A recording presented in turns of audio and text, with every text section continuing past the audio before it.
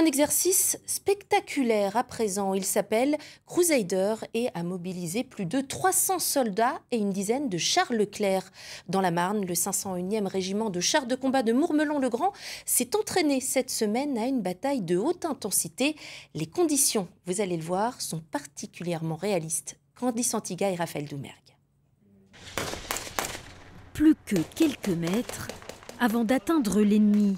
En bleu dans la tranchée, il est enfin à portée de tir, l'épilogue d'un entraînement de 3 jours, sous haute intensité. Quelques heures plus tôt, au poste de commandement, les ordres tombent, les soldats se préparent à l'assaut. Aujourd'hui 16 h, donc je vous rappelle bien, le fort est ici et nous sommes ici. Nous préparons donc un raid blindé avec des chars Leclerc qui vont partir donc de l'extérieur du camp de Mourmelon et qui vont donc mener un raid, c'est-à-dire un assaut rapide et brutal en direction du camp de Mourmelon pour y détruire le poste de commandement de l'ennemi.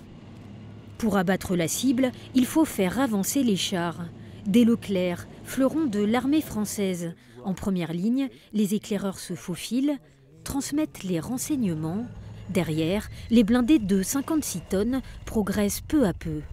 C'est un atout parce qu'il permet d'amener et d'apporter les fantassins, vous l'avez vu derrière, au plus proche de la tranchée.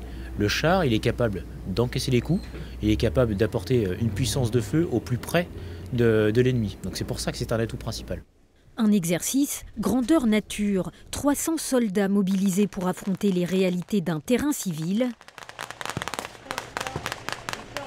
Au terme d'une longue progression, l'ennemi est abattu, mission accomplie. Ça me prépare parce que je fais mon cœur de métier, globalement. Là, on est vraiment dans ce que je voulais faire quand je suis rentré dans l'armée. Et globalement, voilà, je fais mon métier, je commande vraiment mes chars, mes soldats, comme si c'était le vrai combat. Et là, pour le coup, c'était pour de vrai. C'était pas sur une carte ou sur un ordinateur. On voyait pour de vrai quel était l'effet qu'on voulait appliquer sur le terrain ou sur l'ennemi qui nous arrivait dessus. Dès l'automne prochain, cap à l'est pour le 501. Une partie du régiment rejoindra les troupes de l'OTAN en Roumanie.